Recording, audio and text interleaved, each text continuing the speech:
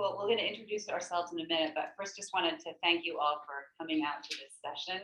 I think data is such an important word nowadays. It's everywhere. We all know that we need to use it and leverage it. It's just always a question of how. So the title of this session, as you know, is From CTA to KPI to ROI, How to be the MVP of your marketing team. CTA, call to action, right? KPI, key performance indicator, ROI, return on investment, MVP.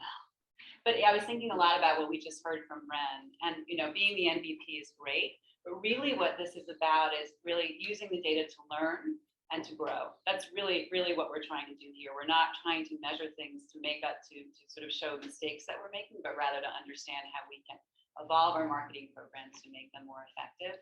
And the only other thing I'll say before we get into our introductions is that no matter what school you are, no matter how well known you are or not, really getting a handle on your data is super important. I always say, like, everybody continues to market themselves. Nike still markets itself, and you kind of can't let that go. You really have to be present in the market, and particularly where I think many of us are being hit reputationally, really thinking about how other people find you rather than just maybe a story in the press is really important. And all of this stuff works together to help build your reputation and maintain the reputation of your school.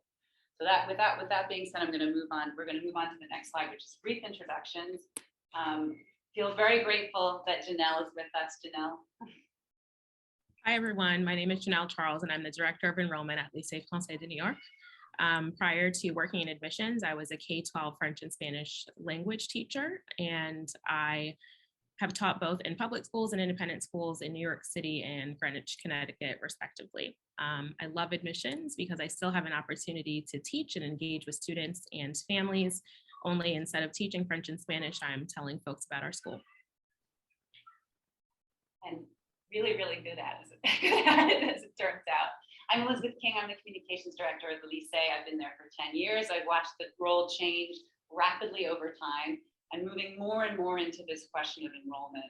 It used to be, I think, that communications was heavily tied with advancement and fundraising, but I really think that more and more the future of what we do is going to be with admissions and enrollment. It's not to say that fundraising isn't important, but it's just, the vitalness of having kids in the school, and as we think a lot more about how we proactively reach out and recruit families that we'd like to be in the school, being very intentional about that.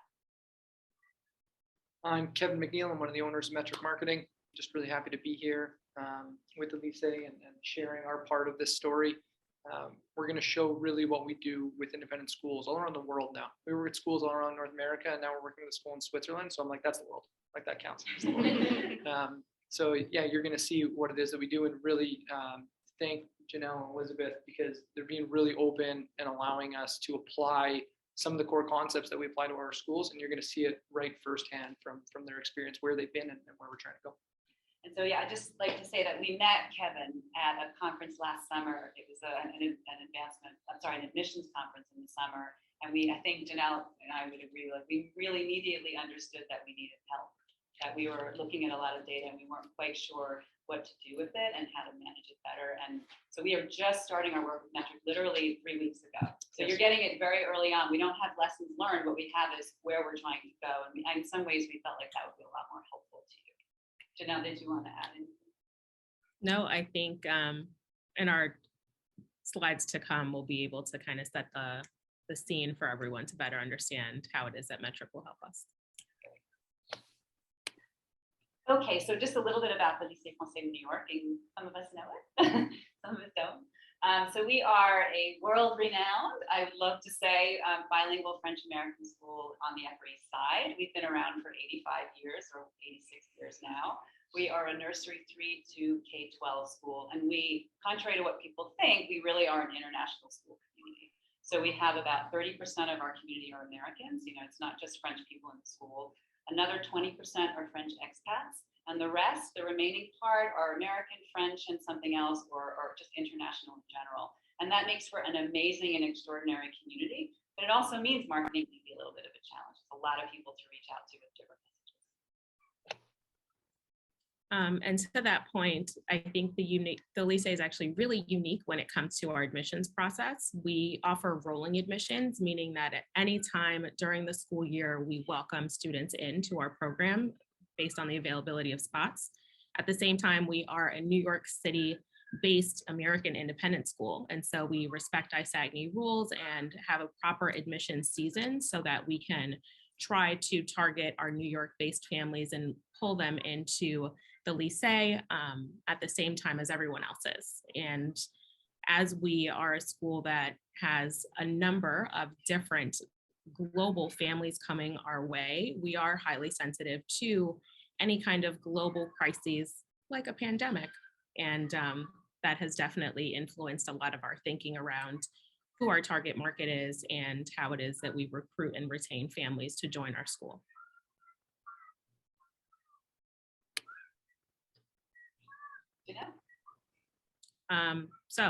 My predecessor was a director of admission. My title is formally a director of enrollment. And so that has us, again, thinking more carefully about where it is that we are going to find families who would be mission aligned with the Lycée, and how it is that we can make sure that we are talking to current families about everything it is that we offer.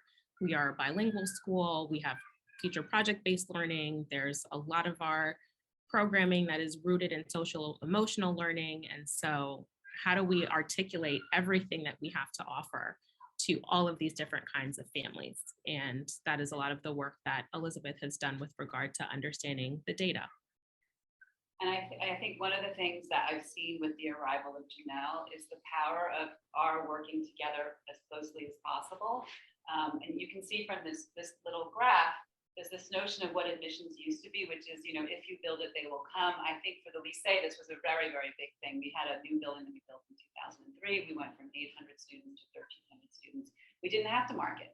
People just came, they came to us. We didn't even have to think about it. And, Janelle's predecessor was really a gatekeeper. I would say over the past few years, and I really saw it on my team, thank goodness Janelle arrived, I think we started seeing, like, we can't just expect people to show up anymore. It's what I love this thing about, we've gone from if you build it, they will come, to if you design, build, finance, integrate, and constantly enhance what they need, they will come, graduate, and thrive. It's just a much, much more beautiful and inspiring thing to be working with the enrollment team on than gatekeeping.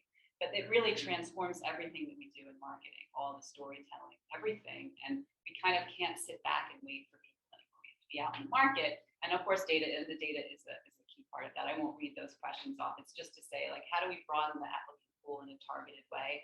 And how do we figure out how to target people, and then what's working and what's not, so we can adjust.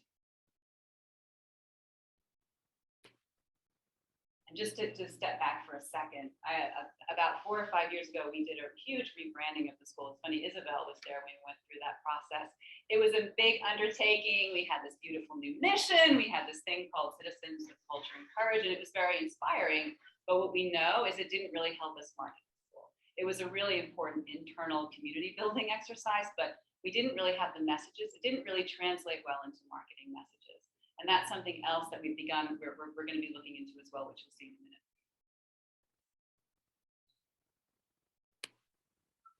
So we did think a little bit about the journey. It's not something new for us, but we were sort of thinking about, okay, we know we need to get people to the website. We know we want them to, like, fill out a form, and then maybe we should connect with them a little bit during the open house season, but I don't think we were that intentional about it. And I can say for me, with the awareness, interest, and intent, I had heard this thing about call to action. And so I got into this place where my colleague and I marked it, where we were like, everything we send out has to have a call to action.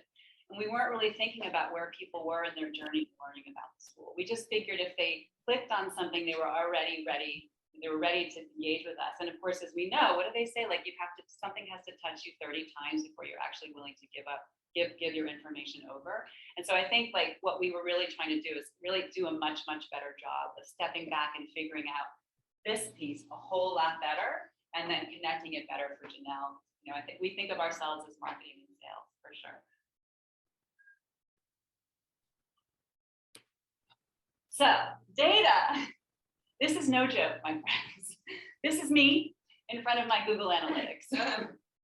I love data. I think it's amazing, but I think it could be incredibly overwhelming. Like, I go into Google Analytics and I look at all the people coming to the site.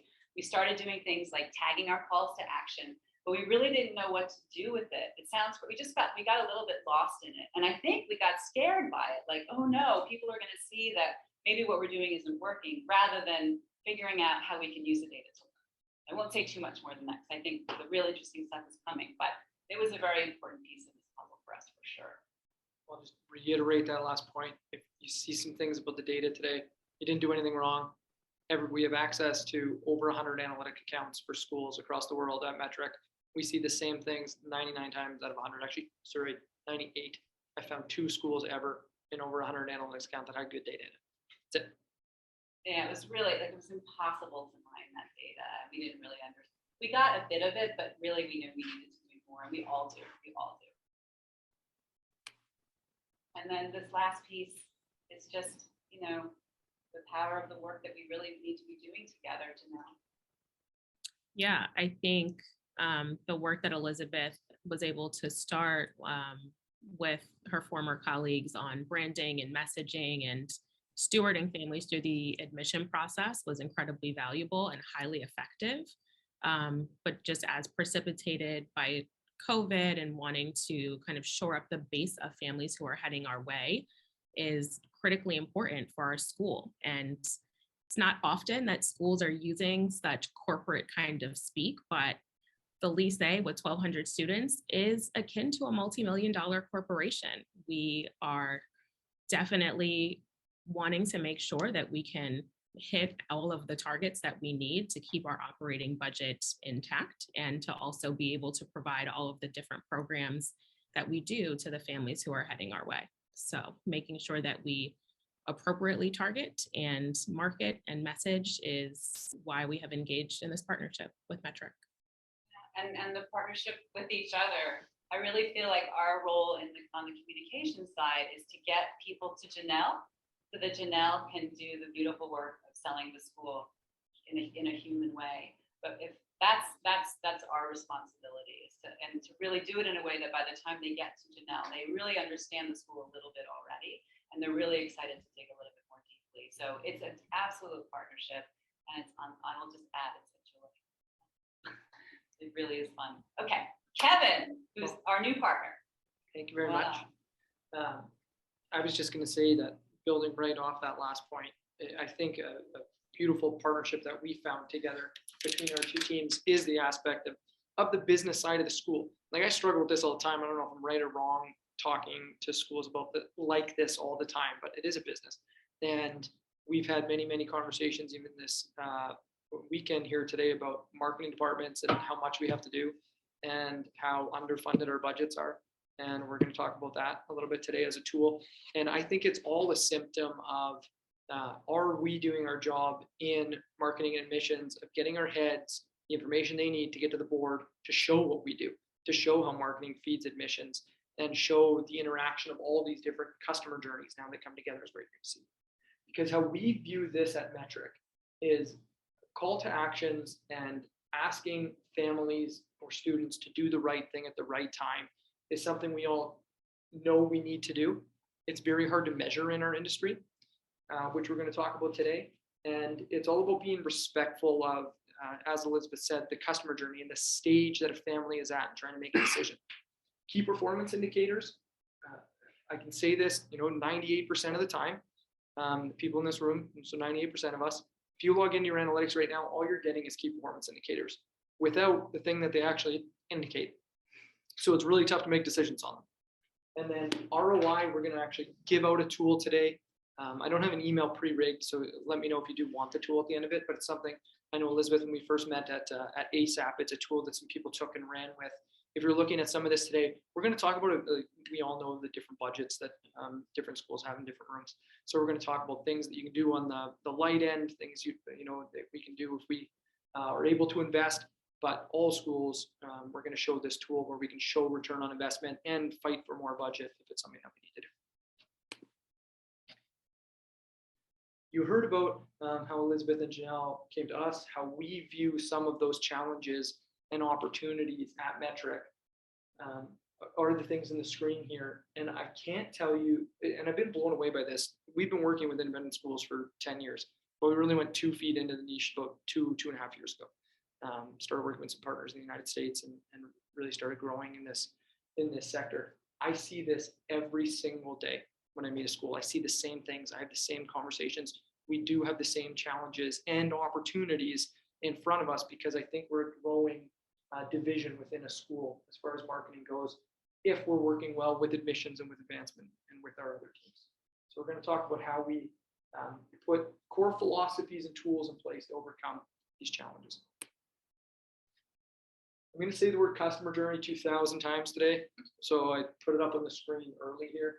How we view that entire marketing funnel, okay, from the first time that a family touches your school or your brand to the point where we're getting them to the admissions team. So we're getting them to the Janelles of the world. We have to respect that. And a truth is that every school I work with, we don't do a lot of things that are like canned and out of the box when it comes to advertising. But one thing that every school does have in common is this customer journey is long and it's well researched. When we sell shoes, it is not impossible to think that somebody's going to click on an ad for the first time, see my brand for the first time, but because those shoes are a good price, I'm going to buy them. It's not how somebody chooses a school, right? I learn about your community, I build familiarity, I need to get you back towards consideration and ask you to do the right things to get you to a conversion. And then we're going to talk about the two funnels that we try to measure in a school. This entire journey from the first time you touch my brand until you're a marketing qualified lead. So everybody's kind of comfortable. It's kind of becoming common nomenclature in the industry. Marketing qualified lead versus sales qualified lead. You'll hear me say that's a finished application or enrolled student. Okay. So we're going to talk about how we measure each of those funnels differently when we end the marketing funnel here or convert the marketing funnel. Google Analytics. Okay. And if you've talked to me in the last 12 hours since I've been here, I say the same things every day. So you'll have heard me say that everybody in our industry has bad data in the marketing departments. Okay. And it really is because of the technologies that we deal with.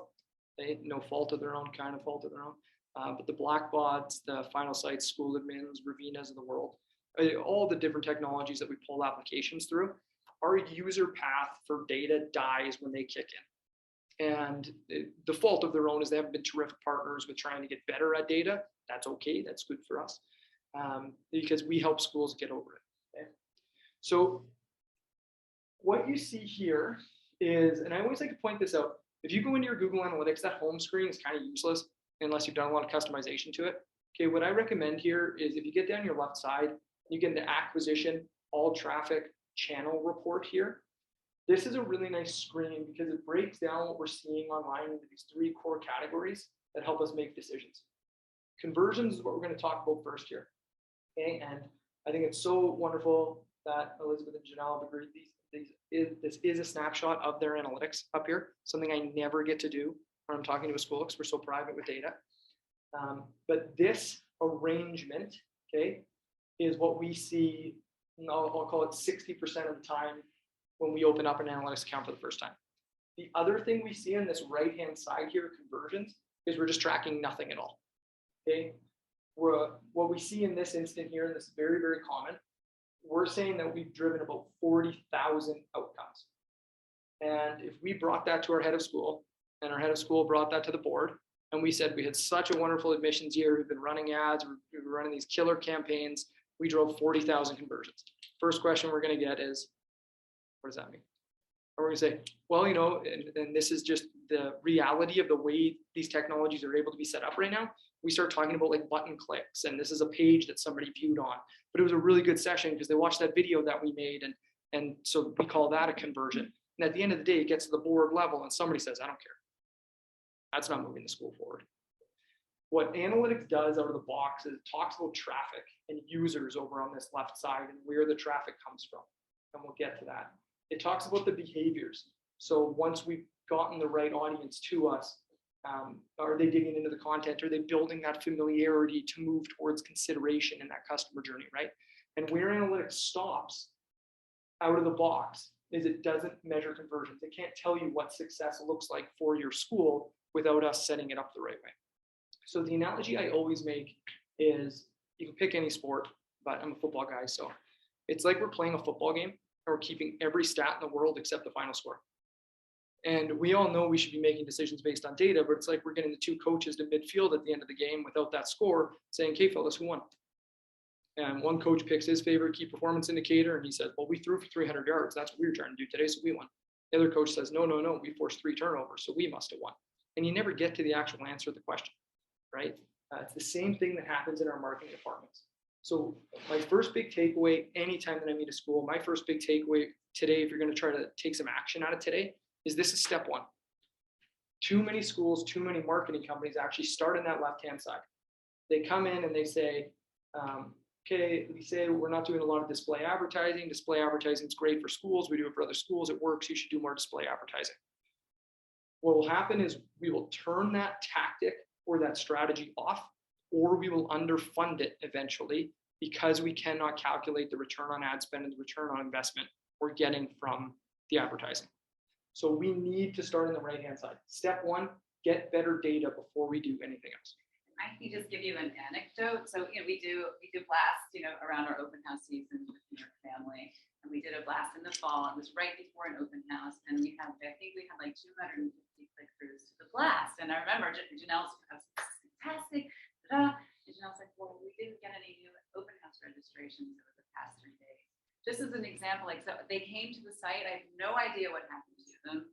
It's just one example of, even if we'd known that they'd explored and left, it would have been really helpful to know if they had taken the time to even spend time on the site. We had really no way of measuring it. And that has also, and that school had a disconnect, just that, like, even if they clicked to go to the inquiry form, we couldn't follow it. And that's really going to be very valuable for us if we get that. Absolutely. And it's our first step together. So it's the first thing that we're doing together, and I'll show you how to do it. Okay. Getting the right data is not a technical exercise. Okay, that arrangement that we showed there, that we had 60,000 goal completions, I see it all the time in a school because somebody from IT said, I know how to use Google Tag Manager, so I can do this. Okay, and they end up tracking what they can track. They're not wrong. It's just unorganized. And we all know, like, big data these days, my gosh, just throw numbers at me and what the heck am I supposed to do with them, right? So we go through a process. We didn't invent this. Google does write about measurement planning, which is what this is called. But the idea for a school is that we can collaborate at the top line, where we're understanding all of the different objectives that we're supposed to support through marketing and admissions. Okay? And we can have our head of school sign off on those objectives. We can have advancement. We can have all the different teams. You can also think about this, like, what's my website built to do? And we really audit your website and say, these are the things we ask people to do, different audiences. Once we understand those objectives, it's going to allow us to not talk technical when we talk about the data. We'll talk about the business objectives. Are we increasing the number of qualified leads that we're driving admissions? Once we get those objectives right, at Metric, we make a data path. And I know there's a lot on the screen here. It's actually kind of a big TV. It doesn't look as overwhelming. But we start allocating the hardest analytical goals to each different objective. From there, we're then spelling out the key performance indicators and key metrics that are going to lead to that success that we're working towards the top. Okay, so starting from the bottom, you can build a segment of, we need the right people from the right geographic territory from our advertising sources to become new users on our website, show us the right behavior to be able to convert the goals that we've set up in analytics. So this gives us, one, a work back to be able to work back through and say, where are we losing families from a data perspective? What do we need to test? What do we need to tweak? It also allows us to educate, and I think this is a hugely important thing, out of our marketing departments these days, to try to get everybody making decisions the same ways. Every board I've ever met has somebody who knows about analytics, and they ask about key performance indicators. And we need to get to a position to say, with all due respect, you're asking me the wrong question. You do not care how many new users came to our website. You're on my board. You're not on my marketing team. You're not going to affect that ever. You care about the top line here. So I'm going to educate you the difference between a key performance indicator and outcome, or a non-converting metric versus a converting metric. Taking this approach allows us to make sure we're measuring the right things and make sure we don't miss anything, which is something you don't want to get into. We get to the head of school and we bring him data and he says, this is all terrific. Or she says, but I actually care about this thing over here. We said, ooh, we should ask you that at the start before we started measuring. And then number 3, it allows us to organize the data when we start to customize analytics. Because current families are my favorite example. We very much care that our communication is getting out to current families. We very much care if they're taking the actions that we want them to take, whether it's getting involved in school events or getting a key piece of content that we worked really hard on for current families, right? It just doesn't belong in the same place as our admissions data. We have to separate it out. We have to get organized there, or we get the big data problem. We can't make any decisions because we're measuring too much. Measurement planning is how we customize analytics to make sure we're getting better data. Better data is great, but it's not going to move your school forward, whatever your objectives may be. And we're talking a lot about enrollment, obviously here, this is what this is about, but in any type of advertising exercise, start with the objectives that you have here, and these philosophies will apply. It's what strategies are going to help support my objectives. The strategy of starting with better data is going to help your objectives if marketing is going to help your objectives. Do you mind, how many of you spend time in your Google Analytics? Does your data stink? And how many would like to?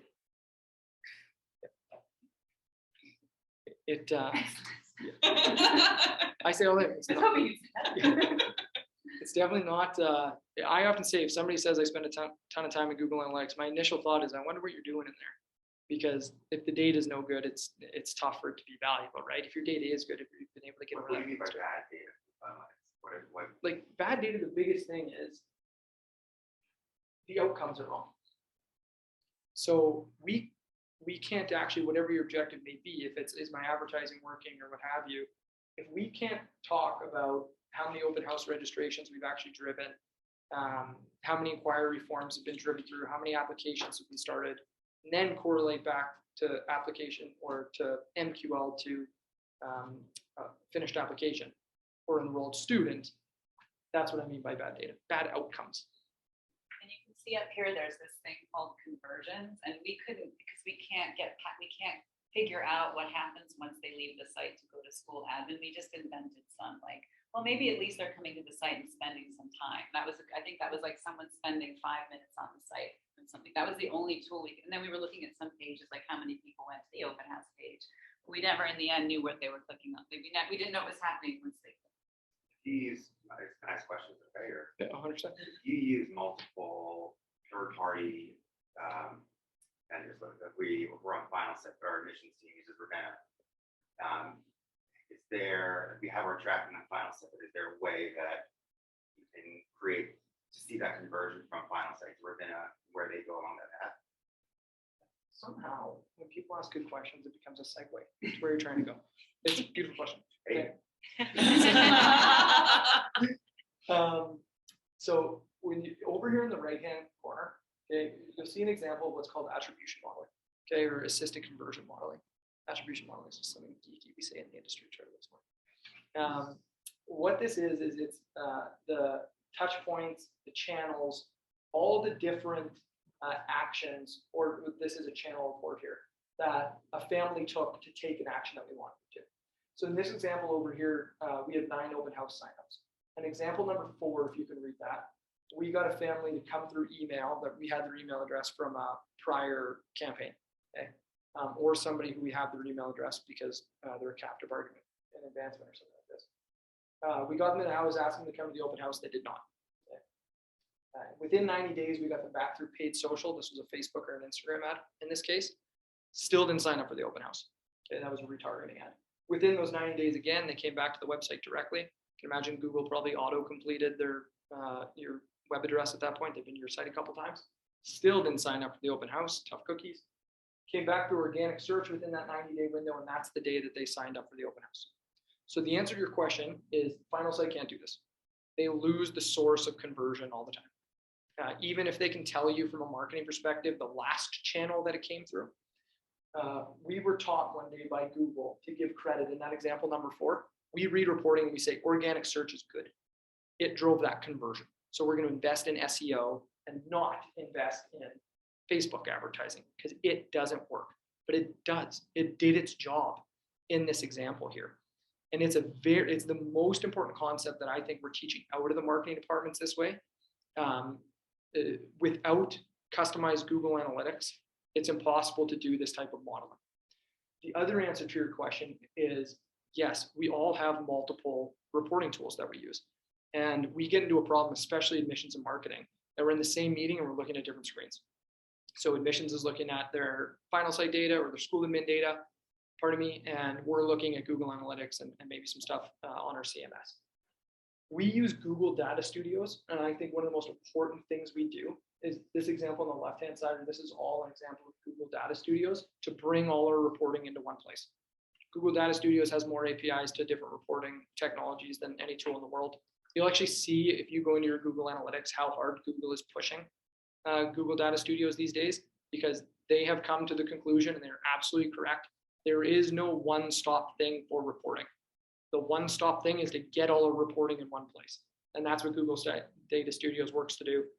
We built insight reports, and with the Lycée, we're going to be bringing in our school admin reporting into our very first insight report to start to look at the correlation between marketing qualified leads, inquiries, open houses, etc., to finished applications and inquired or enrolled families.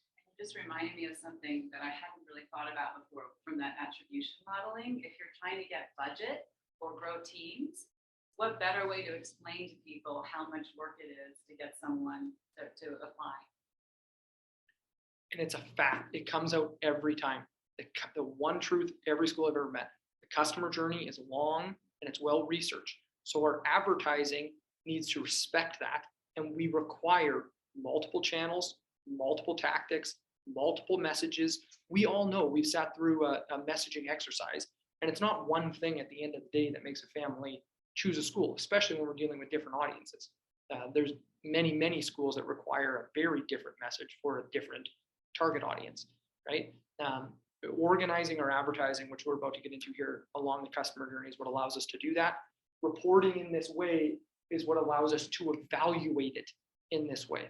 This is always kind of a tough concept for me to get across in one try, but again, we were taught to read these things left to right. So display advertising drove 4 conversions, email drove 23, therefore email is better than display advertising. We want to start about, actually, we don't even care about the person who says display advertising is working or not. That's one person's job. Optimize my display advertising. That's your job. But what we care about at the school is where are we losing families? What's working and what's not? So we actually want to change our whole mindset from, is that channel working? That channel has to. There's 7 ways that somebody finds you on the internet. There's not 8, there's not 9, there's not 10. It's a teaching that we have all the time. I have hundreds, I've been challenged on this many times. I have hundreds and hundreds of analytics counts. I've never been proven wrong. You can call something different, but actually the Lycée is a nice setup here of paid search, display advertising, email, social media, referral traffic, direct traffic, and organic search. Those are the 7 ways that somebody finds in the internet. We can just call them different things after a while. And traditional advertising, which we try to track as much as we can. We need to be good at all 7, or if we want to throw traditional in there, 8. And therefore, we have to evaluate our advertising differently. It's not, is paid search working? It's, is it working to drive awareness? Is it working to build familiarity? Is it doing its job in ushering the family down the customer journey, as we see again on the top here? We're going to start to bleed into here. I'm going to give you 2 different examples of that concept, okay? MQL, the customer journey from the first time you touch my brand to becoming a marketing qualified lead. And then we're going to talk about email, how we get from an inquiry form or an open house registration to the point where we know that you've enrolled or finished your application, and we require email to do that, okay? For customer journey number 1, to an MQL, okay, we want to actually plan all of our different channels, organize our content for the type of behaviors and research that we know our families are doing. Okay, so put a buyer legend or a profile over on this left-hand side. And for many schools, you're going to have multiple. And we want to understand the thought process that family or profile is going through and organize pretty much. This is a tool, I'm telling you, you can organize almost everything you do in marketing along this.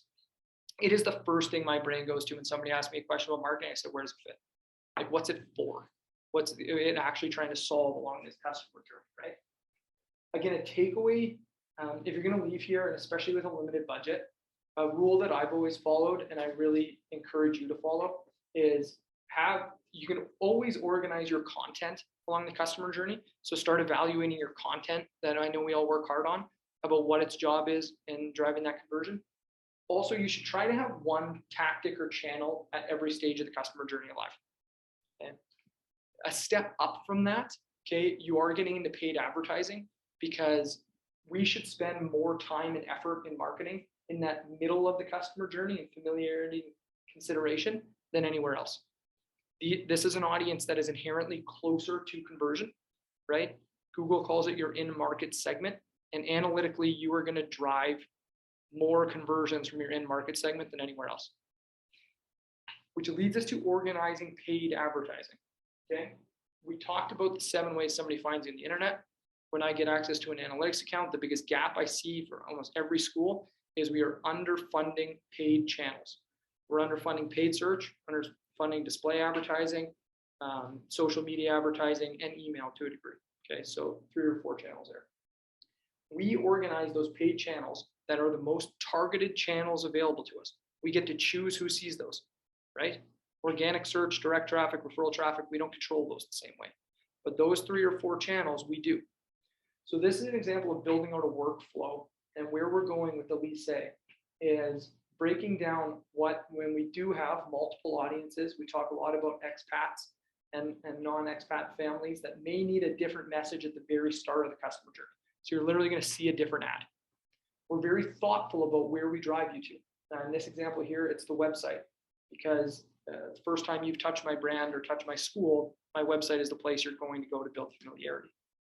From there, we're spending more money and have more tactics live in this example in the middle of the customer journey than anywhere else. You've shown us good behavior. We're retargeting to you as much as we can like crazy. We're trying to drive a micro conversion if I want to get geeky. And then if you've signed up for the open house here, we're putting you into a different audience bucket.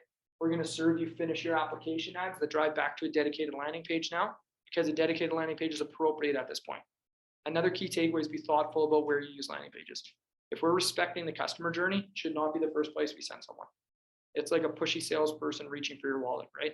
First time I ever touched on your school's brand, you said apply now. Whoa, whoa, whoa, whoa, whoa. Not ready for that. We got to date a little bit. And that's what you mean by the dedicated landing page, the one that's really asking people for something. Put you in a box.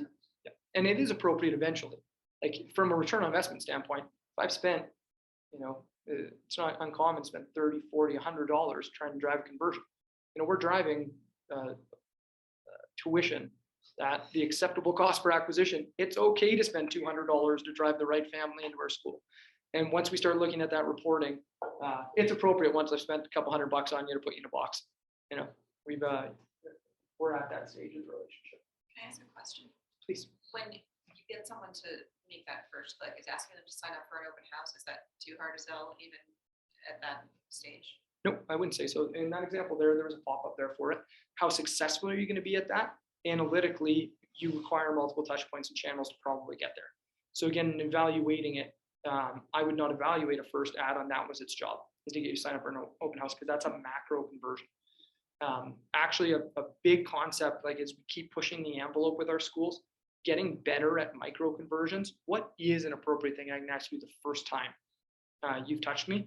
If you get great at that, you're going to be great at advertising. You'll run really high-end campaigns. So, and that's why we work so hard on content, right? The Lycée is this beautiful community built around content and around the culture that they support. That it's those type of things that we can actually offer somebody something to give us a small ask on our way to our big ask. Time check. Are we 11 or 11:15 for this? It's 12:15. Oh, right. So it's 11:15. Canada time. Canada time. Sorry. Winnipeg time. Okay. I'm going to slow down a little bit because I thought we were talking. No. We've got another, right? It's still 12:15. We're good. So this is totally an example. Okay, we're not at the place where we have ads, but we're excited to be back here with you guys maybe next year, showing you some of the analytical results and some of the ads that we've built out from a campaign perspective for the Lycée. But just to illustrate the example that we're making now, we're going to have a certain set of ads at the start of the customer journey, whether it be display advertising, animated ads, or video. I always like to point out, just because video's in there, long customer journey, well-researched customer journey. We used to have to buy TV to tell a story, or radio in a non-visual story to narrate our story, right? We have narrative ad options these days through Instagram, through YouTube, through Facebook, that if you would ask somebody in advertising 30 years ago, they would have died for. And schools, we're getting quite a bit of evidence require it. If you've touched, and we can just think about this out of the data, a school's touched my ad, been to my website 4 times. Why aren't they doing what we want them to do? Like, why won't they sign up for that open house? Okay, the admissions people are phenomenal at this. Every school I talk to, if you get somebody in front of my admissions people, we get an application. Okay? We get students in here because they believe it. We can start telling those stories more in marketing now, and they're required at some level of customer journey. I'm a huge believer in that. Different ads at different stages of the customer journey based on behavior. So whether it's our pre-K or early learners, probably a different ad, different messaging, certainly different content required for that audience versus high school or middle school, right? High school, we want to talk about the outcomes usually that our school drives. We all know what stage of life those students are in, right? Early years, very different trust building exercise with those families that are advertising on marketing should be. That's where we're headed. Ads built to respect the customer journey, trying to get the right ad to the right person at the right time. And just to say too, like it's not you don't just market, it's sort of obvious, but I'll say it, you don't just market around admissions season. It's a year, it's an annual, right? It's constant work. Analytically, it is. Admissions drives applications at a certain time of the year. I have multiple schools that I can show you. I'm working harder to get these baselines. I can say this more confidently. Schools drive marketing qualified leads 12 months a year, especially if we get organized. We do things like summer camps. We have things to do all year. We drive leads all year. But that is tied to budget a little bit, and things like that. All of that is to drive more the right families to our admissions people, right? Doesn't stop there. Terrible infliction on the marketing industry is marketing people and marketing companies saying, we drove a lead, we did our job. Doesn't work for schools, falls flat at the board level. I work with almost no schools, and Lycée is a perfect example of this with such a niche offering. It's not about more leads and more conversion counts and analytics. This is about getting the right families to Janelle. And Janelle's going to know, right? All our admissions people are going to know if the leads aren't targeted, if they're not the right families. So we need to start showing that through data and giving our admissions people support and understanding what's working and what's not in now this second funnel. You signed up for an open house, you signed up in an inquiry form, you started an application. I want to start using email workflows now to gather data through this second funnel. So where we're going to get to with the Lycée is, this is an example here of organizing a micro conversion. So that concept of getting really good at asking for the little things. We need to nurture that lead though, as we know. Somebody gives us an email address and then I don't do my job. I'm not going to turn you into, and I'm not going to get you to Janelle, right? I'm just going to have an email address and an email list somewhere that hopefully I get to with a monthly newsletter. Not the right workflow. In this example here, if you've given us a micro conversion here, so you've given us an email address for a newsletter in this example, we're going to have an automated workflow here of 4 different emails that in this example go from welcome to the community to our offerings and our teachings, student life and success stories. And then finally, we're giving you a call to action to try to get you into an event, try to get you to book a consultation with the admissions, or put you into a long-term lead workflow eventually, because we didn't get you. So now you are in a monthly, long-term lead nurturing type of list, okay?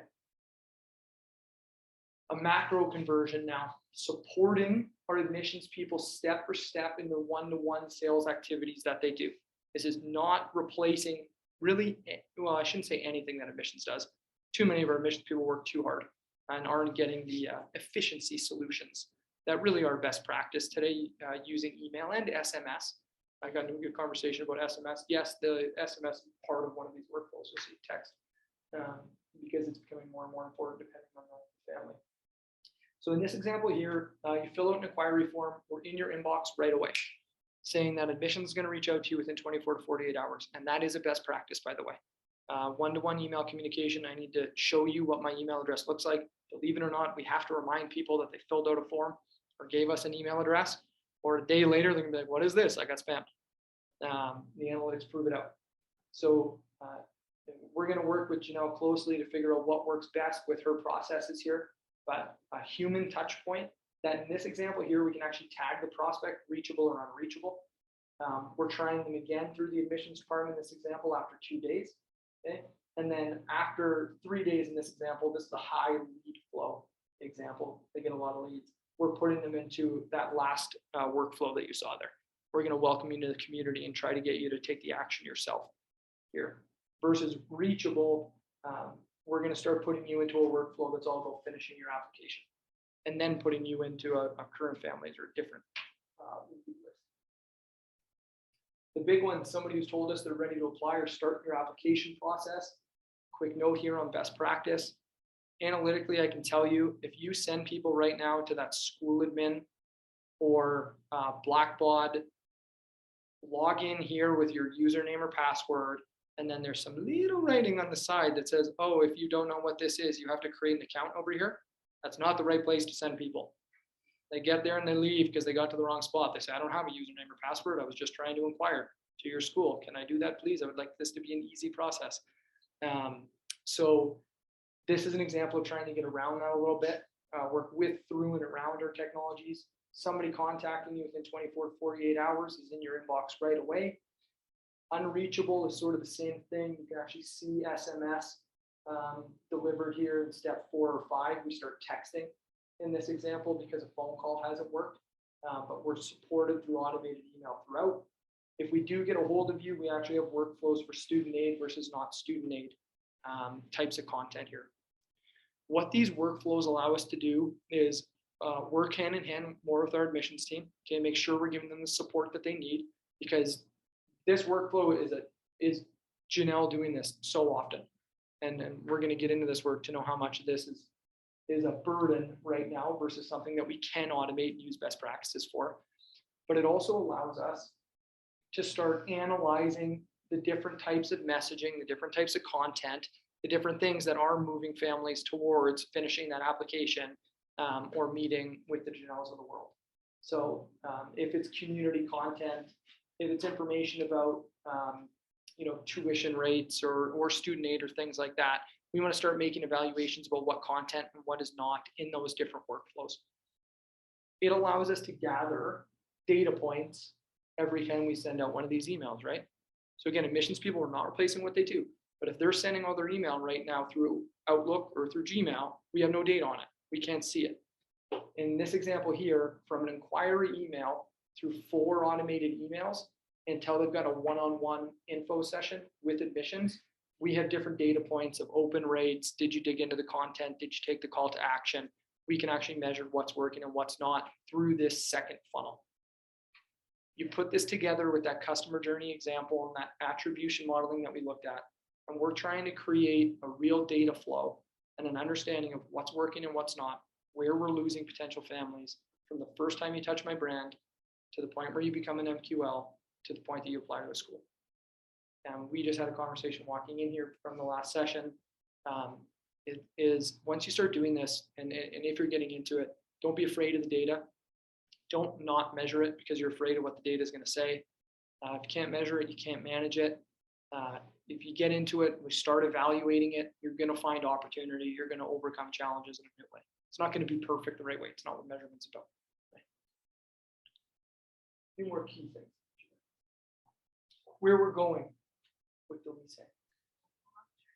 A good journey. So the part in red is work that we're doing right now. So we work with Metric, but they also partner with Edwards Co. And some of you may have known them. They're in Westchester. And as we were saying earlier, we had this really beautiful message that came out of our branding work. But in the end, we have an entry point that is preschool for non-French speakers, and we needed to work with a partner to help us adapt and test messages that would really target families with kids in preschool. That's really where we spend time. So what we're doing right now is working with Edwards Co. We're going to be surveying all of our prospective families here who didn't complete the application process. We're just going to try to get some information to help us. And similarly too, we're going to be doing so much. We're going to be working very hard to segment and target. We really have a clear sense now of who the different people are that we want to recruit. We just can't send out one open message.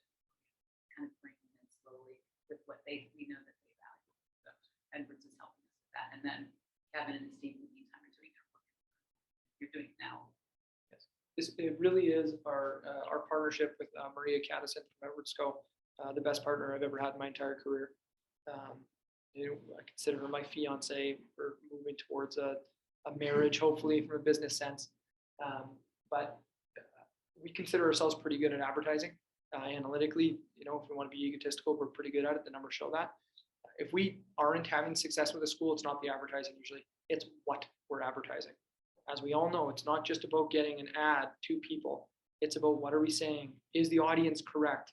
And this really is a perfect arrangement for us that we're starting with Maria's work at Edwards Co. with that brand definition, with that messaging definition that we can then build our advertising off of. We start with better data is the next project you see outlined happening right away here. The first things we review together.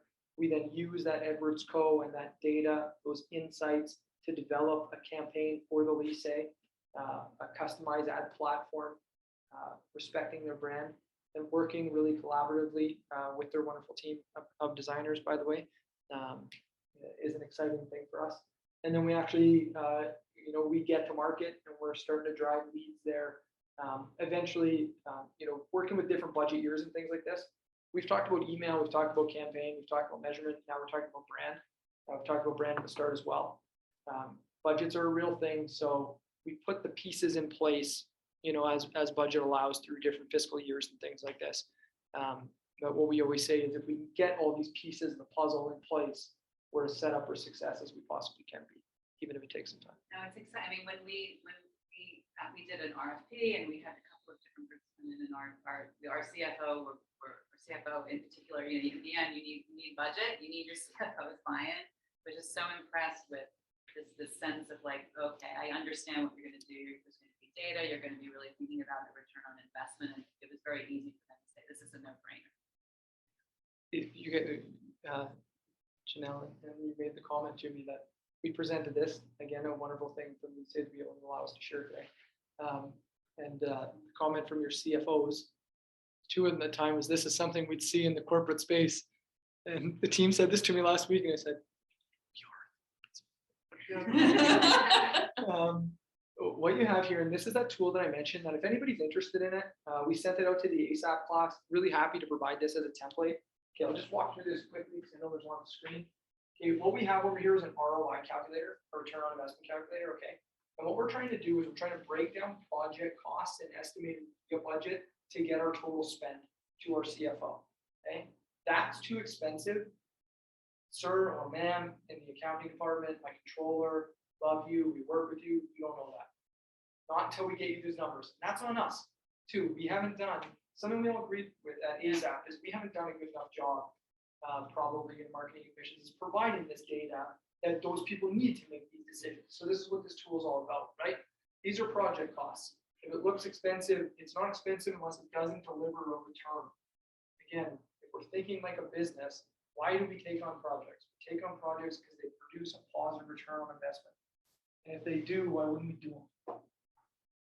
What we bring to the table for metric is we run enough campaigns for schools that we have these bands within that we can show what a successful campaign looks like. Okay, we know how much it costs to drive a lead, an acceptable cost per acquisition. I say all the time when talking about return on investment that probably everybody in this room sells a car to a family every year. Okay, whether it's a mid-size, a low-end, or a high-end vehicle, they were all selling one every year. And there's a reason car companies are the biggest advertisers in the world. It's not because it works for them and it won't work for us. They just understand their acceptable cost per acquisition. So we can show and quite confidently say within a bandwidth, we're going to drive leads from, we have campaigns that are much better than $100, we just don't like what we promise.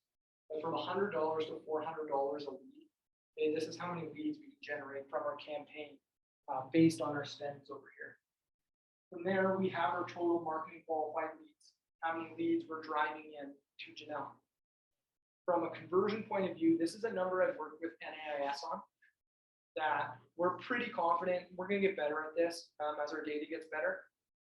But between 20 and 25% of marketing qualified leads become finished applications or enrolled families. Okay, and you can imagine all the different reasons that happens. Different types of leads are going to convert at a different percentage. Okay, if we're a waiting list school, we're only going to enroll a certain percentage of potential applicants. but using the Lycée as an example, this is why it's so beautiful to do this. This is standard posted tuition at the school. Okay, if we have seats to fill, okay, when we talk about affecting the operating budget, that's the revenue potential of doing this work the right way. And a 1-year return on investment. We're not trying to make this promise. Okay, we're not saying that we're going to get the 28 students that we need in year 1. One thing that it's important for me to get across is this is not some magic trick.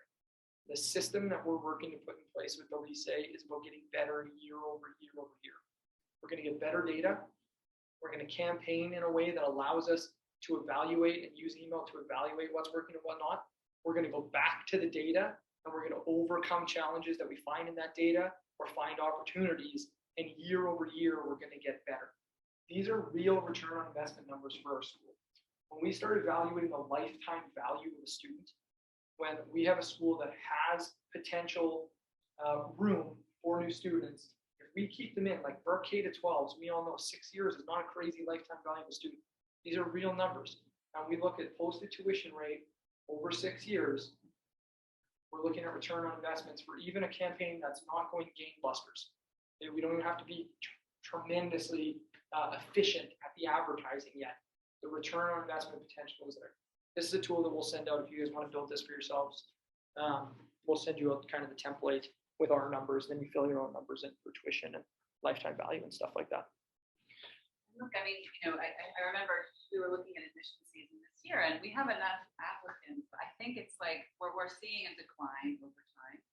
And even if we right now aren't at a place where we have seats that we don't have seats to fill, if we don't plan ahead, we will get into that place. And I think we all see the demographics are changing.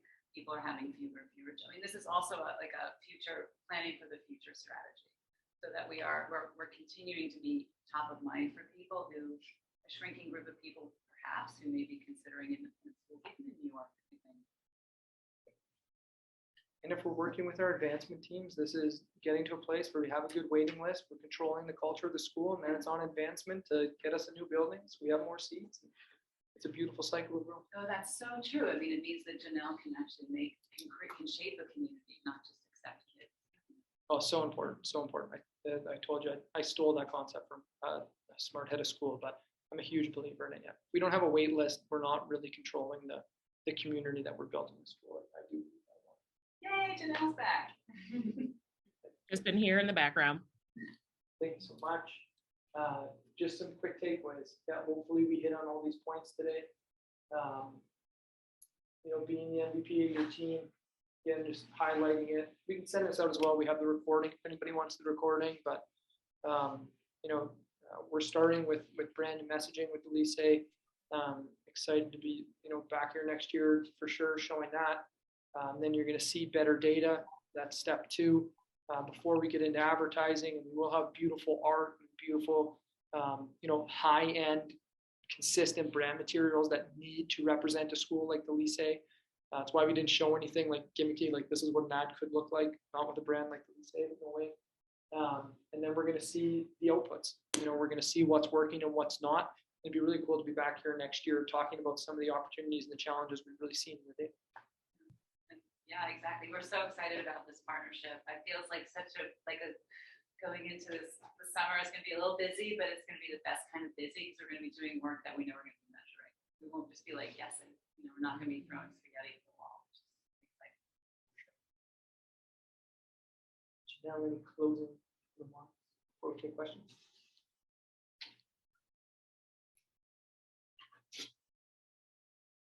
And Janelle, did you have anything closing there? I don't know if you can hear me still. Oh, no, I didn't hear you. Sorry. Similarly to what Elizabeth just said, as I was listening to the presentation, I was super excited for what's ahead, even though I know I understand everything it is at Metric and Edwards and Co. will be doing to support us in our upcoming admission season for the fall. But I'm also super excited because we just took off masks here at the Lycée, and I'm thinking about what our admission season can be like and all the different possibilities that exist. So if folks have questions, I'm here to answer if I can.